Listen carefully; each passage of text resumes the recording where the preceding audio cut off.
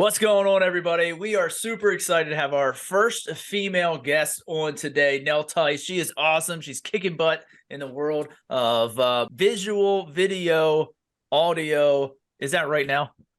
Mostly video, yes. All right, Some video. audio. There we go. Okay. I knew it was in that area. So anyway, I messed this whole thing up already, but that's okay because we're coming at you, and we're just going to have a great conversation. And one of the things that Nell's open, honest. She tells it how it is, and that's what I like. And so this is pretty cool. So we're excited about this. We're going to be talking this today with Nell about having a father that was always traveling. So, and again, as that busy dad and things like that, there's lots of times that come into play. Like, yeah, you're a busy dad, you're there, but are you there? You know, and that's where we're going to kind of get into that. At the end, she's going to give you the top 3 ways that a dad can connect with a daughter. So I'm super excited about this because I have 2 daughters. So we want to get some more tips, tools, and tactics for guys to be able to do that. So John, what's up? How are you today, brother? And introduce Nell. Man, I'm doing very well, very well. And yeah, I'm super excited. You know, we're always know that you can learn from anybody and everybody. So we're awesome to have our first female on here. So I'm super appreciative of that. So Nell is an entrepreneur, coach, best-selling author, podcast host, radio show host, YouTuber, and lover of all things travel. She's on a mission to help people see the beauty in the world through all of the chaos that surrounds us. And there's plenty of it. That's for sure. So yeah, we're excited now. We always like to start out with the win for the week. So go ahead and give our listeners a win for the week for you. Awesome. Okay. Well, I've got a couple of wins, but I will tell you that one of my biggest ones this week was getting out of the house. It sounds like so mundane, but you know, this work from home culture, this remote culture, I don't think people are getting out and getting enough sunlight. So got out of the house today. I'm really super excited about that. I finished a project we actually too, seen the sun here in Ohio today. It's been like gloomy and gray, and has it was nasty cold for a while. Where are you at now? I am in central Pennsylvania. Oh, so yeah, you know there too. Oh yeah, she's on the other side of the river here from York. So. Right. That's right. He's one of the other siders. Yeah, we're the East Shore people. No, it was actually kind of crazy. And Nell does a lot of traveling, so I didn't notice it. But when one of the times we went down to my parents in Florida, they're like, you know what? Like we had friends come down and they're like, it's like it's always gray in Pennsylvania. I'm like, what are you talking about?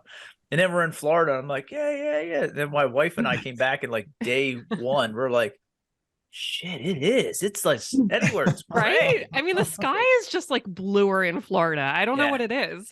It's the warm weather, the awesome stuff. So yeah. Well, we appreciate you being on here and giving that female perspective, because I think it's one of the things that, you know, as men, yes, we talk about things that happen with men and dads and getting that body right and getting our minds right and getting our families right, things like that. But you know what? It's always nice to have the other side of the perspective, you know what I mean? And I think that's one of the things that I'm excited about here today, because one of the books I've read in the past was Love and Respect. One of the biggest things that helped me do is men and women, men see blue, we speak blue, we hear blue, we're blue. Like John and I can literally grunt at each other and we'll have a whole conversation. We're like, yeah, it's awesome.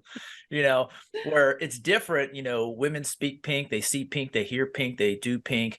And just being able to understand that we do speak different languages and what is those needs. But the other piece is, and I like the topic is, you had a dad that traveled. We'll get into that and stuff. And after you share your story in 2 minutes from birth till now, just letting you know that's our thing now. And so, but I think it's really cool just to kind of get that perspective of that dad who maybe is there, and I don't know that story, so I'm interested to see, is because there's dads who do travel just are like, hey, no, or dads that are absent dads that are there but they're absent, but dads that are there that are involved.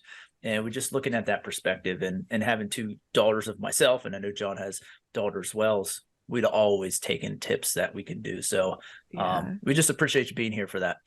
Well, I am extremely honored to be the first female on your show. So thank you for that.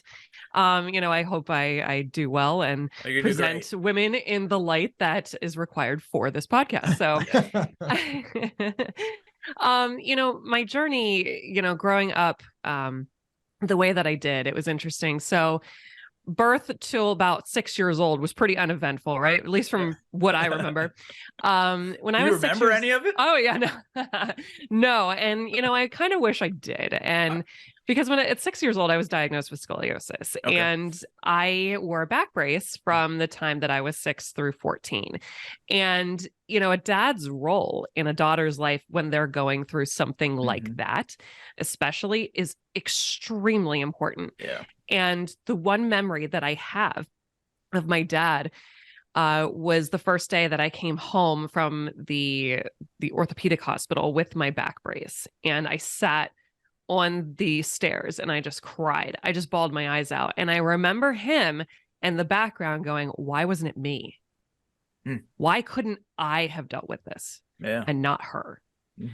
And, that kind of shifts perspective too in a dad's life. I would think, this is now the protective dad. This is the everything in the world that has to happen should go through me for her, Yeah. So fast forward a few more years. Can I just stop you there real quick? Yeah. Because like every guy listening to that is like, that would be me too. Like, that's me. Like, if something happens to like my kids or things like that, I'm like, dude, like I wish that I could take it on. Something happens to my wife, I'm like, dude, like let me bear this.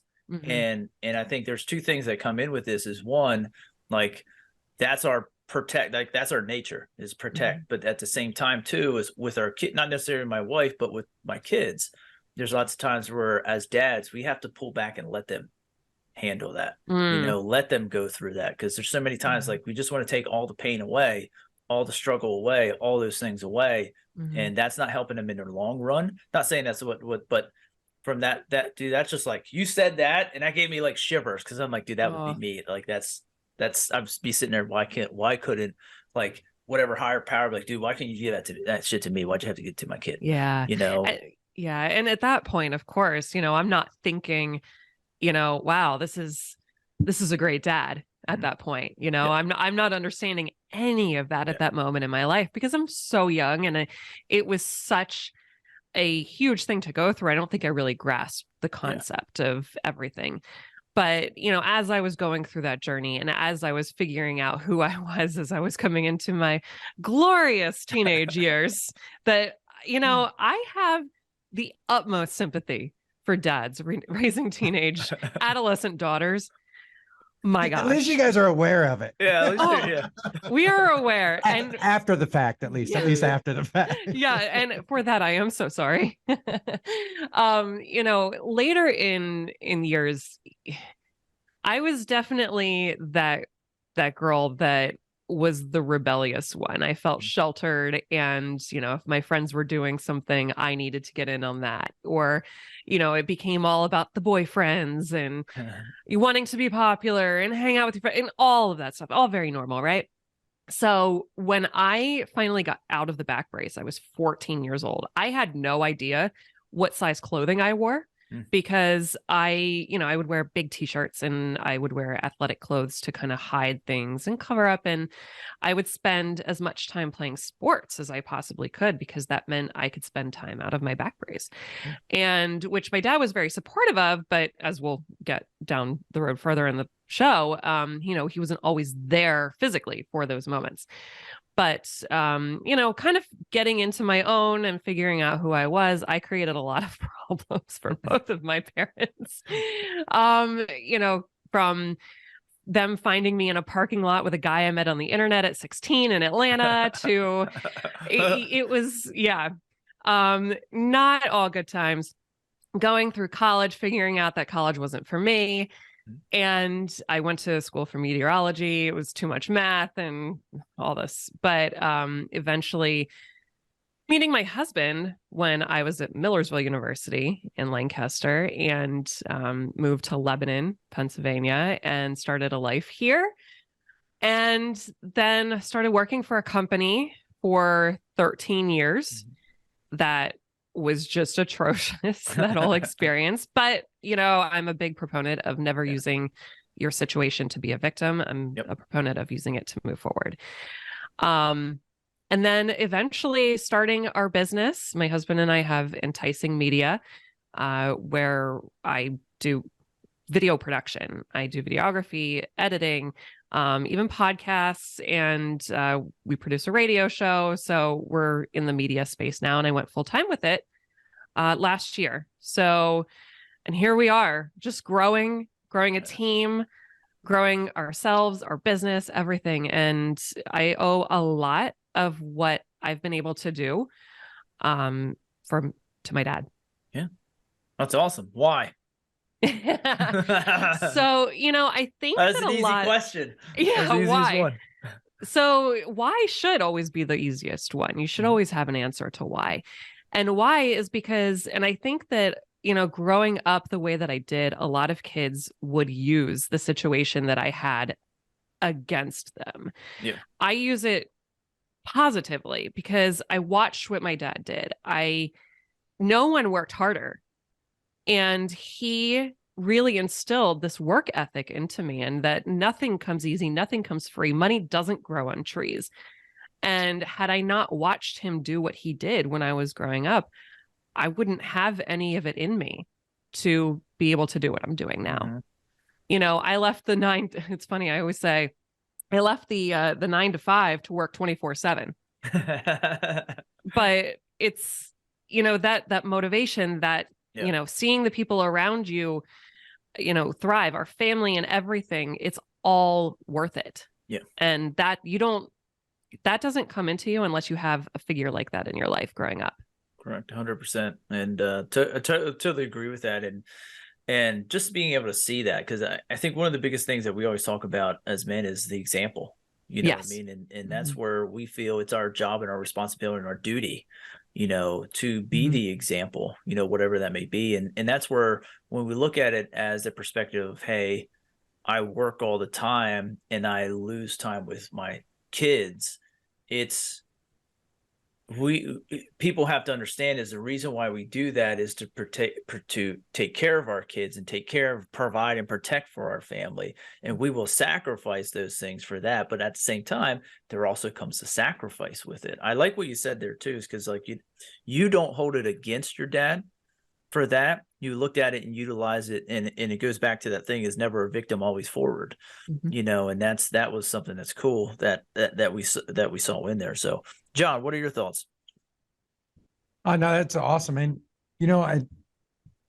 something you said that really kind of hit me hard, a couple of them actually. But anyways, one of them was, when you were talking about your dad working hard and instilling those values in you and stuff, my son Trevor told me the one time, he's like, Dad, it's like, I really realized how much I did learn from you in that hard work area and how to do that. And he's like, and I see how much my friends didn't see that.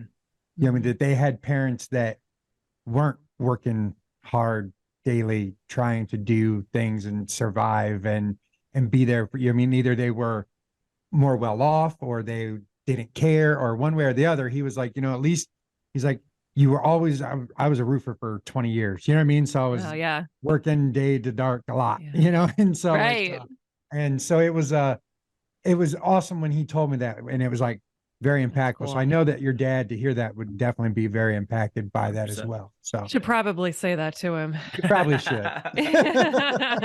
Yes. Now, do you and your dad have a good relationship? Yeah, we have a really good relationship. It's interesting because my family's always been very dynamic in the sense that we've never been super lovey-dovey. I don't remember hearing the words "I love you" from my dad until the day I left for college.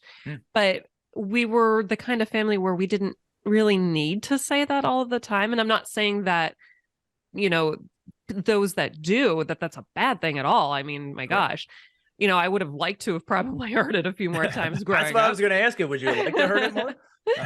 But it was, it was always the actions or the things that we did that made us aware of how loved we actually were. Yeah. And him traveling and doing what he did for so long was one of those actions. Yeah. But yeah, it's, that relationship is really good. We can go for a month without seeing or talking to each other. And it's like, you just pick back up where you left off, that's, and I look at those types of relationships as your most secure ones. Yeah. 100%. How old are you now? I'm curious. Oh, I'm 38. Okay. Gotcha. Yeah. Right on. So yeah, I kind of figured maybe early 30s. So yeah, I was like, she's Thank probably you. right about that. Yeah. I'm gonna That's what I go was with gonna early say. 30s. I would have said like 33, 34. That's what I was. Yeah, That's what I so- was Well, thought thank you were. you. Thank you. So the skincare's working.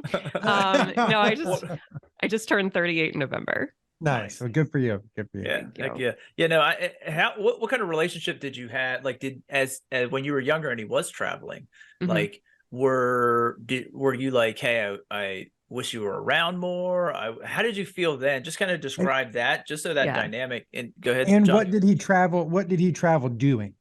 Yeah. Why was So he Oh traveling? yeah, that's yeah, good. that's an important piece. So I grew up in outside of Baltimore, between Baltimore and DC, Sorry to hear and that. uh, No, I'm just kidding. you know, Sorry.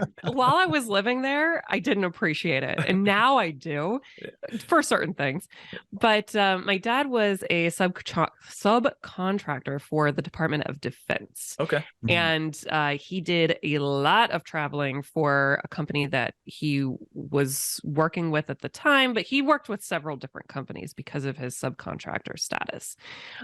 He would go to a lot of SCIFs, as we call them, which stands for secure facilities. So, I mean, a lot of time in Nevada, Colorado, other areas in the world that he could tell 57? us. No, I'm just kidding. Yeah. Sorry. Well, he worked for a software company for a long time in California, specifically Palo Alto. And those were the years where he was traveling Monday through Friday.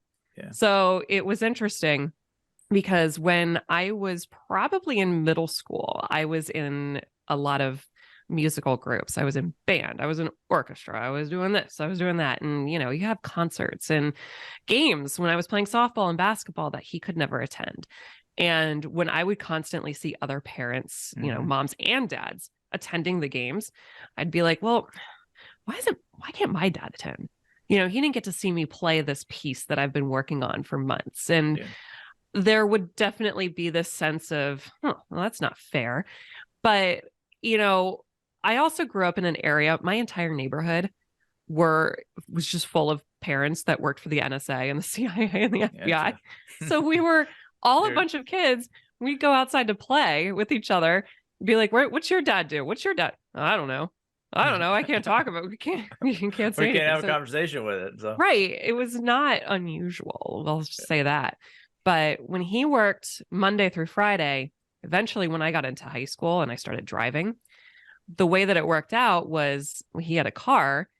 If I drove him to the airport on Monday morning before school and picked him up on Friday night, then I could use his car for the week. nice. So I had a So deal it worked going. out well for you. Yeah. Yeah. In high school, I was like, you can go travel all you want. Now, did you make Where are that you going deal or next did week, he Dad? make that deal? Where are you going? What's that? Did you make that deal or did he make that deal? Well, I probably had to put together a PowerPoint presentation to do that because that's how we also operated. But, you know, that's another thing that I will say thank you for. Yeah, at the time wasn't so great, but I probably wanted to do that. Okay. Yeah, I was just wondering because I think you know when I heard that I was like, dang, that was actually pretty. If he was the one who was like, hey, you drive me in the morning and then pick me up, and then that was his way, whether he said it or not, to get time with his daughter. You know what I mean? So I don't know if that's why I was like, oh, okay, I see how that worked there. I'm thinking at that point it may have. I doubt that he was the one to bring that up. I would seriously doubt it, mostly because his company paid for his transportation back and forth. So he was probably like, I don't care, whatever, you know. Yeah. Well, then your mom said, hey, you should go have your daughter take you to the airport. And so good job, Mom, probably. I'm sure she also had something in there too, because then she didn't have to take me to practices after school and stuff like that. So it was a win-win for everybody. Heck yeah. Awesome.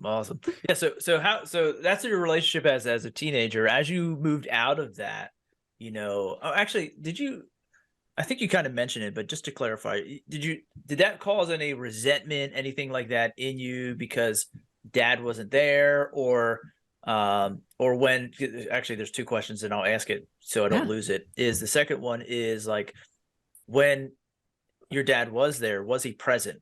Or because there are a lot of times where, hey, we're busy dads, like we come home, we're like, dude, I'm just tired of shit. And like, I want to be with my kids. I want to have this, but I'm tired. Like I just don't have the energy for this. Yeah.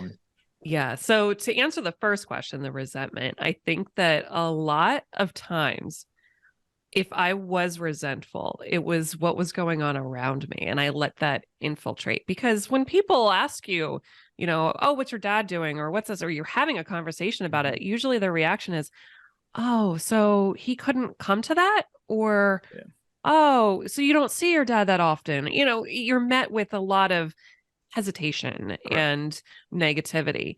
So then it would get into my head that, oh, maybe this isn't normal. And maybe he should be around. Maybe I should feel like, spend more time with us. I have a sister.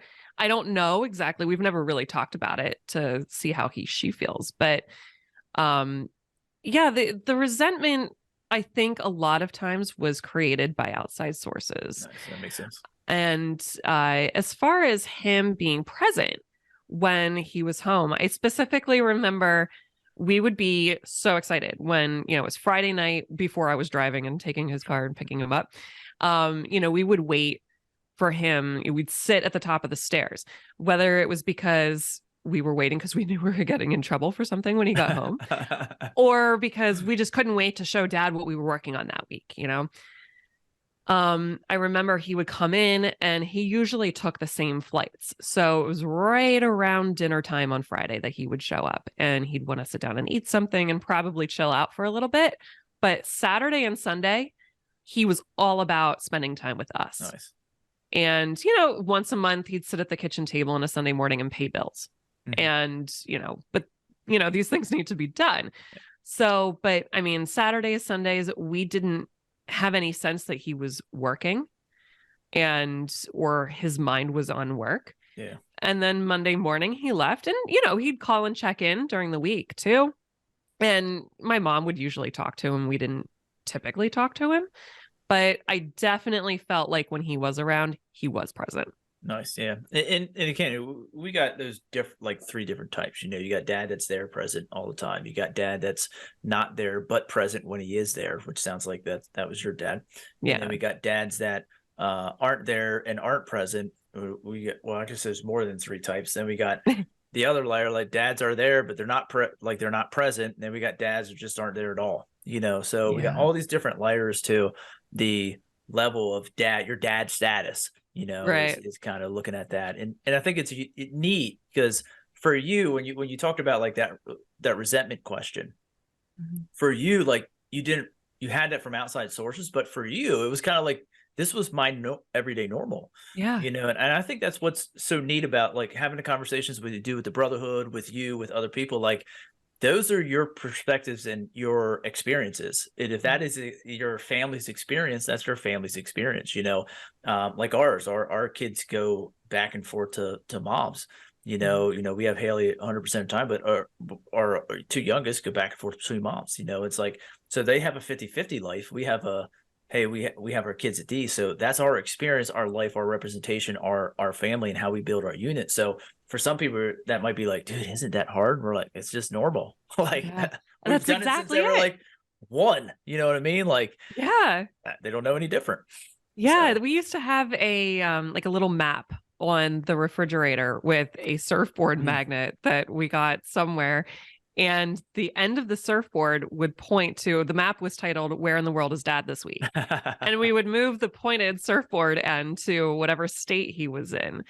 And, kids would come over, my friends and whatnot, and they'd be like, "What's that?" And, "Oh, this is where my dad is this week." Or somebody didn't move the surfboard. We'd be like, "You guys, I thought he was in Colorado. Apparently he's not. He's in Illinois, and but kids would be like, "Oh, isn't that weird? You have to have a map on the fridge where your dad is." And it's like, no, this not for us. It's normal. Yeah. Now I know where he's at. Exactly. Which is neat when we look at that, again, it comes back to as we're younger, and especially as dads and moms and adults and aunts and uncles and all that, it's really helping our youth be able to kind of look differently at life. I think that's really, as we get older, is hey, here's how I looked at life and here's the way it was. And we're like, okay, there's a lot of fucked up shit back then. You're like, Yeah. well, weird, like you probably don't do that. Like, and I think that's where those experiences come in, especially as a dad, is looking at it and be like, hey, listen, here's some of the things that I did. Like I was just a dumbass, like, this and that. And don't Oh do yeah. that. Like here's, and I think that's cool. Kale's 10 and he's kind of like, it's some of it's like, okay, yeah, he gets it. Now our girls, we talk and stuff like that. And one of the things, like for me as a dad, like my girls don't date and they're like, boys are stupid. And I'm like, I totally agree with you. Not because I don't want them to date, just because I was a teenage boy. And I'm like, Yeah. this is something like I can relate to you about. And some of the other Yeah. stuff, like, and these are some of the things that I kind of want to get into as well with you. But John, do you have anything else on that side of the story with dad, any of that stuff from what we just talked about? No, I think you guys covered it pretty well. I mean, like I said, it's kind of, and in my experience, with my kids, it was a lot of, being at work, and then a lot of times being at work and then being home and not being present is more being there. And then also being that worn out, tired, and be like, oh, but yeah, but I always did try to always make sure I got to all the kids' sporting stuff and things like that. I always tried to steer my way around them if it was a matter of, getting off work early or whatever. I always felt that was one of them things I always tried to do because I was able to be there enough to do that. Mm-hmm. So I guarantee that was definitely something that weighed on your dad when he was out traveling too. I'm sure. And, I remember a particular instance. It was my first ever softball practice and my dad wasn't there. My mom took me and she sent me wearing jeans and a jean jacket. And I think first my dad's reaction was like, you sent her wearing that? And I remember hitting the ball, and it was April in Maryland, so it was pretty cold outside. I remember hitting the ball and it was an aluminum bat and it hurt when I hit it. And I started crying. Right. And my mom has no idea how to deal with this and whatnot. And I remember my dad saying, there's no crying in baseball. We were connected enough on opposite coasts for him to, for us to have this collaborative back and forth about how to dress for softball and how to react when it hurts when you hit the ball. Yeah. I remember one of the first practices my daughter was at, she went to field this grounder and it come up and it hit her right freaking face. And I was like, oh shit. And I was like, and she come out and I'm like, boy, she ain't going to do this again. And then it was a little bit later and all of a sudden she's like, I think I'm going to go back out there. And I'm like, all right, let's do this. Yeah. Girls are tough. I was surprised. I was like, ooh. This is going to be a short-lived career right here. Yeah, that hurts just thinking about it. Oh, yeah. No, yeah. And I think that's one of the things that's really cool is just that relationship that you're able to have, even though there's traveling, even though there's those things, and just being able to have that communication, because I think that's really what it comes down to. And that's kind of what I want to go into next is that communication. Because like, with my son, like, I could be like, ugh! And then he's like, he knows my girls are like, what are you doing? Like, what are you like? So it's really just kind of like looking at that communication as a dad, and those different things, growing up, like for me and my girls, like, I feel like I have to be softer with my girls, but maybe I don't, maybe I should be harder with my girl. I don't know. Like, so there's just some of those things. Any questions that come up with you, John, or you want to dive into with just that relatability? Because I think, as dads, like, man, I can relate to my son all day. Like the dude's like literally me, like in a smaller version. But like my girls, sometimes I'm like, hey, just like, with things at school, they're like, well, you don't get it. And I'm like, yeah, dude, just fucking ignore them. Like, they're like, are there any importance to your life? And they're like, no. And I'm like, well, fucking ignore them then. And they're like, you don't get it. You don't get it. And I'm like, no, I really don't. I don't get it. Like, like, why don't you just ignore him? Kale's like, all right, let's just, whatever, So it's like, just anything that you have for dads that maybe like that, or what happened with like you and your dad in some of those situations where that might be able to get us some, experience or pointers or something like that to relate to especially Yeah. your teenage little Before you girls. jump into Clay's 6 questions, I'd like to tie all into one there. You mentioned having a sister. Is that all you have, is one sister? Or Yes. any brother? Just one sister? Okay, Just one cool. sister. Yeah. I was going to ask if there was any different dynamic between your dad and your brother versus dad and you or something. So No, yeah, Right no, it's interesting because my husband has a sister, and so they have a brother-sister relationship, and that's very interesting. And paying attention to that and our dynamic, it's so incredibly different. So different. Right. Yeah. Yeah, that is interesting. Now you All can right. jump into Clay's twisted 12, tale of 16. I I throw like 20 questions in there, whatever. You know. love it. So, as far as tips, my gosh, I would say, so I remember a specific instance, and this is kind of going off the deep end here. That's all right. We're good at that. Yeah, You can swim. yeah. So my 7th grade field trip was to Adventure World right out of DC. I think it's Six Flags now. It was an all-day thing. Let's tell it how it is here. I had just gotten my period that weekend, right? I am a 12-year-old girl. My dad is the chaperone. He took off. He didn't travel that week. My mom fills up a fanny pack of maybe tampons, like all that stuff, right? So we get to the part where we have to go, get into the theme park, right? And they search the bags. Oh, good. And so I remember him opening the bag, and he's kind of like handing it over, not really knowing what to do with this, right? And every time I would have to go to the bathroom, I had to ask him to go into the bag, So I just remember him being very skittish about that, because he's a dad with a 12-year-old daughter. And it's awkward, right? Oh yeah, It's awkward as hell. It's Just so saying, awkward. it's a You're whole just like- awkward dynamic kind of thing. yeah. If Yeah, you're a girl exactly. dad and you have teenagers, you know all about it. If you haven't gotten to that point, you will know about it. Yeah. And it'll happen quick. Yeah, you're like, what? No, wait, huh? Yeah. And it seems like it's totally different because our wives, we deal with it with our wives for all those years, and it's like it's a thing. It's a whatever Totally it is, and all of a different, sudden right? it's like your daughter, and it's like, oh, that's weird as hell. It's like- Yeah.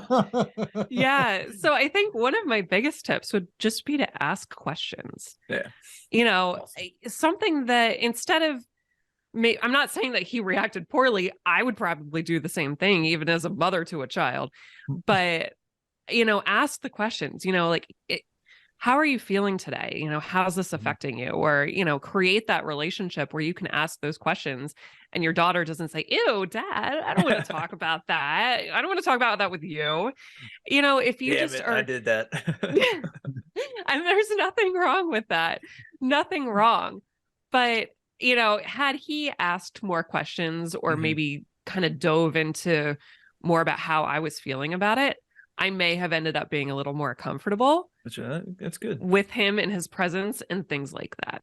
Yeah, that makes sense.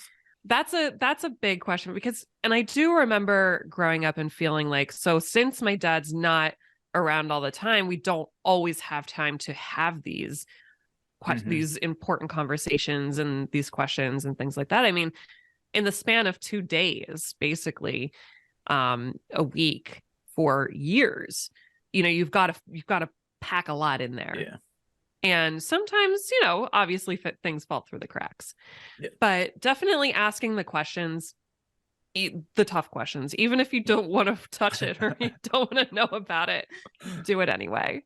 And you shouldn't be like, hey, are you grumpy because you're on your period this week? Yeah, there's a way around those questions. Now, see, as our sons, we'd be like, dude, what's up? Like, you're like, and they'd be like, yeah, whatever, and Yeah. like, okay. Yeah. So that is not recommended. That is no. So yeah, I definitely want to approach it that way. I'm not. So when you mentioned earlier about having to be softer with your girls, that's one of those things that does transfer down wife to child. Same thing. It doesn't work well. Yeah. Not saying I've done it, but yeah, not just wanted to let our listeners know. Don't do that. It's just wanted to clarify that. I mean, I definitely think that there is, more of a bro code, I guess you could say, with father-son type relationship. With daughters, I wasn't necessarily, Miss Frilly Ballerina, or I didn't need to be treated softly, I guess you could say. But I would have appreciated some questions that maybe were asked with a little less edge, that kind of thing. I would have responded better at that point. Now I don't give a shit. You can come at me, you can say that, and I'm just going to come right back at you. Yeah. But back then, Right. You also said he was like part of the NSA CIA clan too. So I mean, they aren't usually the softest types of people. Yeah, there's an interrogation factor that happens. So, everybody always made, it's funny because you feel like you're on the spot, right? When you're being interrogated. And that's how I grew up. So anytime that anybody's asking, like, firing off questions, things like that, I'm like, yeah, no, this is normal. I'm used to it. I did just growing up. You'll breeze right through our questions at the end. You will. Yeah. But as I would say, a tip being ask the questions. The second tip is to not ask too many questions. There are those times when you're growing up and you're feeling like there's so much going on and I'm so overwhelmed with what's happening in my life. And I'm going through a situation where I don't need to be sat down and asked, every question in the book about what's going on when I don't even know what's going on. So I get it. As a parent, as a dad, you want to know, you want to protect, who do I need to go out and just thinking that kill today, that kind of thing. Who do I need to grip up here? Let's go. Exactly. And, asking the right questions is important, but not asking too many questions is also important, because you want to create that atmosphere where your daughter will come up to you and say, Dad, I'm really struggling with this right now. Like, can you help me? And I would imagine that probably feels pretty good as a dad. Yeah. Heck to have that happen. And growing up, our dads are always right. They're always, your dad can do no wrong. Everything your dad says is true. And to be able to continue that relationship with, hey, I'm struggling with this, can you help me? I think is really, really important. So asking the right questions, not asking too many questions, and then not meddling in situations that you feel you are equipped to handle, I think is also really important. There was a specific time that I can remember it was like an ex-boyfriend or something. I think high school. No, I think I was freshman year of college. I had a guy threaten and leave a message. Which means they're old enough to beat the hell out of if needed. I know. This guy, Sorry, that's how dads think sometimes. Sorry. Okay, no, don't apologize. This guy left a message on my parents' answering machine talking about all of the things that I did my first year of college, tattoos, the drinking, I mean, everything. Now, my dad knew that I had been drinking. It was one of these moments where, we had that cool conversation. I got an underage alcohol citation that year. My dad's first response was, well, at least when I did it, I didn't get caught. That kind of like eased things a little bit there. But anyway, I had this guy leave a message on their answering machine at the time talking about all these things. And obviously that meant things weren't going well for us in our relationship. And he broke up with me. And he got that message. He says to me, who is this guy? How can I take care of this? Blah, blah, blah. Don't do anything, Dad. No, it's fine. Like I can handle this myself. I'm an adult. Blah, blah, blah, blah, blah. Well, next thing I know, and he did this to all of my boyfriends. He did background checks and all of that stuff. I was going to say, is he like Meet the Fockers? Oh, yeah. 100%. 100%. So one night I notice he has all of his information. I'm talking about like everything from phone number to like his parents, like car insurance information. He goes downstairs into the basement, comes back upstairs, and he says to me, you're never going to hear from him again. And I didn't. And I was like, what the fuck? I told you not to meddle. I was so upset. But then at the same time, years later, I was like, oh, wonder what would have happened had he not intervened. Obviously I wasn't thinking about that at the time, but he took care of a situation. I told him not to.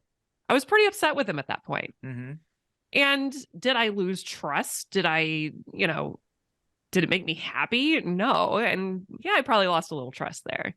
Yeah. So, and it can also depend on the different area of life that you're in and obviously the situation. But, now I understand that he was just trying to protect me. Yeah. Back then I didn't. Yeah. No, that was good because, every dad's sitting here going, oh, yeah. Like, we're like, and we're like, okay, yeah, I like it. But yeah, when you put the word in there, like trust, did I lose trust? I'm like, okay, now I get it. So, and this is great because there's a lot of like with my girls, like, I like what you said there. Don't meddle and like, don't ask too many questions, which this is great because I'm like, I do ask too many questions. I'm like, I want to know, like, what's going on. And they're like, dude, just, I'm like, okay, that gives me a little bit more. Just ask the right questions so you open up that space, but then don't meddle in situations too. Just like, where it's talking about like those people just fucking ignore them. You know what I mean? It's like, it's not like they're like, yeah. So this is great, but that trust is going into that. It was actually very, very cool to hear your perspective on that, because as a dad, I'm like, okay, well, I protected you. Okay, this is what I did. So to me, that's like, I made the right choice. And then to hear that from you, from your perspective, is saying, hey, yeah, maybe you made the right choice, but I lost trust in you because you didn't trust me. Yeah. And I was like, damn, I'm like, okay, that's good. Cause it really kind of comes back to like, hey, you said you're going to take care of the situation, and giving you the opportunity and trusting you that you are going to take care of the situation. Again, who knows whatever may happen. But as a dad, looking at some of the conversations I've had with my girls, even my son, like, damn, okay, like, all right, that makes it a lot different when I think lots of times as dads, like, we just try to help because we love you that much. Right. And when it comes back and they're like, bah, we're like, dude, I'm just fucking trying to help. And like, now everybody's pissed. Like, we're pissed off because I'm like, I'm just trying to fucking help you. Like, yeah. And they're like, but it makes sense from your perspective of saying, okay, that makes sense. Like, yeah, I mean, it's, and like I said, I get it now, but yeah, I'm 38. Yeah. At that point at that point in my life, it was all about the trust. Yeah. Because it was such a pivotal point in my life, and that can really, it's fragile there, and it can really make or break. And I get it now. Obviously, no situation, neither of those scenarios are wrong. Your dad trying to protect, trying to help, and trying to do the right thing, and as the child, at some point, and I think I did realize this then, you raised me. Like, I am now a product of your environment. Do you not trust me because you don't trust the environment that you created for me? Or how's this working here? Because I feel like I have the tools to handle this now. Let me handle it. Yeah. Do you not trust me? And I'll answer that for you. I trust you. I just don't trust all the stupid people around you. Yeah, and he probably said something very similar to that. Definitely did. That's just like when Haley started driving, like, listen, I trust you. You're a great driver. I just don't trust all the dipshits around you. Like, that's what I don't trust. So you got to watch out for all them. Like, yeah, and that's not untrue. I mean, my gosh, I can't even imagine the stress that I put my parents under when I was driving. But my dad was also the kind of person that, the first day out driving, he took me on the Beltway. And if you're familiar with the area, I mean, it's, the 6-lane conglomerate going around each of the cities, and people were throwing fingers and yelling bitch out the window. I mean, this is legitimately the first day. Like, hey. Yeah. And it's, he's just like, you know what? We're going to do this and we're going to do it right. Yeah. Go big or go home. Yep. Throw it to the wolves and let's go. So awesome. Yeah. Awesome. We're going to start wrapping it up. So were those the 3 things, or do you have 3 other things that how a dad can connect with his daughter? Well, how a dad can connect, I would definitely say dedicate some time, and and like actual time, you know, dinner, go outside and play basketball, just shoot the basketball, you know, and that's a huge part of it because I didn't have a lot of that growing up. So that dedicated time, I think, is really, really important. Being present when you are there. I know a few dads that aren't present and they're around all the time. And my dad was more present even when he wasn't there. Yep. So, and remembering important things and important dates and just asking the right questions is definitely a good way to connect. And you know, caring, but not caring too much. And maybe that's just me because of how I grew up, but I didn't need to hear I love you all the time. You know, every once in a while would have been nice. But also don't be so much of a tough guy. Don't be like, I'm not crying. Who's crying? You know, I never seeing your dad cry, I think is something that maybe doesn't do any good. Yeah, I agree with that. Definitely, you know, I think that you definitely might have seen me to. cry, so it's all right. Yeah. Every damn Disney movie I watch. Yeah, well, your daughter needs to see you as a human being. Yeah. I think that's a way to connect to. And it's those are awesome. And so you gave us 2 different lists, which is great. This is so awesome, so awesome. Please go back and I know guys are gonna rewind and be like, okay, he said this and this and that, and then this is great. And I think it's so important, especially, you know, as men, like that provider protector a lot of times roll over to that tough guy side. And that's what I hid, you know, for me, I hid behind the tough guy, I hid behind the funny guy. And I think a lot of those things are just insecurity things. You know, as I'm able to communicate how I feel, my daughters are able to communicate with me better how they feel. I don't always do it in the right way. And thank goodness we had these conversations, because there's a lot of things I'm like, oh, okay, now it makes sense now why their reaction was like that. I'm like, oh, that makes sense. Okay, cool. Like, so, and I think this is why this is such a great conversation today, is because there are these different things, you know, you didn't have the same experience that our guys have, but it gives us the opportunity to say, hey, from your perspective, this is where it comes. Because I think, you know, as guys, we're talking about guy stuff and, hey, here's what I think. And then it's like, here's what it is. And you're like, oh shit. Okay. That makes sense now, you know? So, and we're fixers too. Like you know, I think in every man's heart, every father's heart, we want to be the best for our kids. And having these conversations, we're willing to fix the shit, which is ourselves. And I think that's where a big portion of this conversation is going to help a lot of people out, just because we're like, oh, okay, maybe I can think a little bit different. So absolutely. I appreciate the hell out of this conversation. This is awesome. So yeah, well, I'm happy to help. And, you know, I think that what you're doing, especially with the brotherhood and everything like that, you know, I always say that I think that some of the most undervalued stuff in this country is, you know, is being a male right now. It's hard because we all want to come at, especially, you know, a certain type of male. We all want to come at them and say, oh, this is what you did wrong. Oh, you're a man. Oh, this, oh, that. So we want to condemn you for being a man. Yeah. But no one's ever actually willing to provide some sort of help or say, well, maybe we can help them understand this or something like that. And so I mean, that's awesome. I think what you're doing for men, you know, I think that there needs to be a resource. So yeah. And I like what you said there too, because it is one of those things, like, especially it's nice hearing from a woman's perspective too, is that, you know, like, we're condemned for being a man, but we want you to stand up and be a man. Right. And I'm like, well, you're telling me 2 different things here. So, you know, and I think that's where in our society as men, you know, we don't play the same roles we did prior to 1900 of, hey, let's wake up so that our job is just not die today.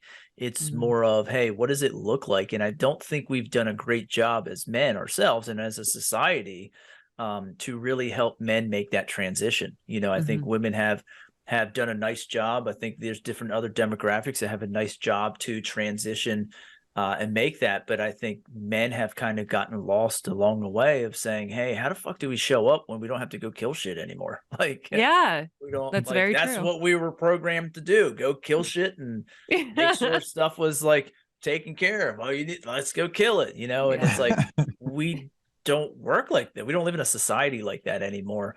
And I think, that's one of the things of being able to have these conversations allows us to be able to show up as that provider and protector in the world that we live in now, understanding, hey, how does our biology work? How does our body work? How does our mind work? How do we work as a father and showing up as that man that is on purpose and on fire every single day? So just appreciate the hell out of this conversation. This is great. Yeah. Great. Absolutely. All Anything right, now else, we got John? the quick. Yeah, there we go. It's time to get into the quick hit. Woohoo! All right. Okay, here we go. Ready. All right, Clay, Interrogation time. Yeah, All right. yeah. She's gonna be like, the you guys good are old cream days. puffs. Yeah, this is easy. So So, yeah, you all want me to right. go first, John? Yep, start it up. All right. What's your favorite animal? Cat. Work or play? Play. Nice. What's your favorite word? Laborious. Laborious. What the hell does that mean? I get made so much fun of for using that word. That's a great word. What's it mean? I want to use it. It means like very work loaded, like very Like labor intensive. labor intensive. Okay. Yes. Yes. John, you worked on a roof all your time. You're very laborious. Very laborious. I'll take awesome. it. I love it. That's great. Top book recommendation for our listeners. Ooh, we just got this in the mail from Matt. It's The Four Agreements by Miguel Ruiz. One of my favorite books. Yep. Love it. We read that in the Brotherhood. I think last year, was it last year or the year before? One of those. Yeah. One of those. One two. or the other. Yeah. Yeah. It's awesome. Awesome. Who's your hero? Oh, that's a tough one because I don't know that I have one. I mean, my dad's got to be one of them. We'll We'll take take that. it. Yeah. What is your deepest fear? Oh, wow. Deepest fear. That's really, really tough. Dying. Is it Dying. just the dying, or is it dying without? I'm like, afraid of something? not being here. Okay. I'm afraid of not being here on this earth as I am because I really enjoy life, Yeah, that's if good. that makes sense. No, that actually totally makes sense. So totally makes sense. I love it. That's great. That's deep. That's Yeah. deep. If you could go back in time to change any part, would you? I'd probably change the early college years, early 20s. Yeah, I'd probably change that a little bit. Right. Yeah. What do you wish you would have learned sooner? How to run a business. I agree. Yeah, I wish I would have learned that in school. Oh, 100%. Totally agree. We need to teach that more as an educator myself. That's a whole other conversation. Good Lord, yeah, it is. Number 9, do you prefer the soft cloud version or the sword version of the truth? Oh, I need the sword version of the truth. Yes. Like, I knew you just were a get sword. it out. Like, what's the sugarcoating? Oh, sorry. I love it. What's your biggest strength? I am extremely loyal. Extremely loyal. Like to the point of it's probably not a good thing. But It is, but it isn't. I get that. Right on. Yeah. Really You good. want somebody loyal, you're never gonna find anybody more loyal than I am. Awesome. Gotcha. So other than Enticing Media, where can anybody else reach out to you and find you at? Yeah, you can find me on Facebook, Nell Tice, NELLTICE. Instagram, it's Nell K Tice, and you can also go to my personal website, which is www.nelltice.com. Nice. Oh, awesome. Well, appreciate you. Thank you so much. I knew this was going to be kick-ass ahead of time. It is so great. I got a whole bunch of stuff. Like I learned a shit ton today. Awesome. It was great. And I just appreciate the hell you. And guys, listen, seriously, like reach out to Nell, do those things. If you do have a business and need that media, you want to go, she is the woman to go do it. And make sure like you just go follow, go, let her know how much you appreciate her. And from this conversation too, guys. So we ask you to do one thing, guys, to share this out, pay it forward, make that ripple effect, continue to keep going because there's a ton of great shit in here. So Nell, thank you so much. Appreciate it. And I can't say enough. Thank you. Absolutely. Thank you. Very much. Thank you guys for having Great me. first woman guest. You killed it. Thank you. Go Nailed it. ladies. Heck yeah. Awesome. Thanks, guys.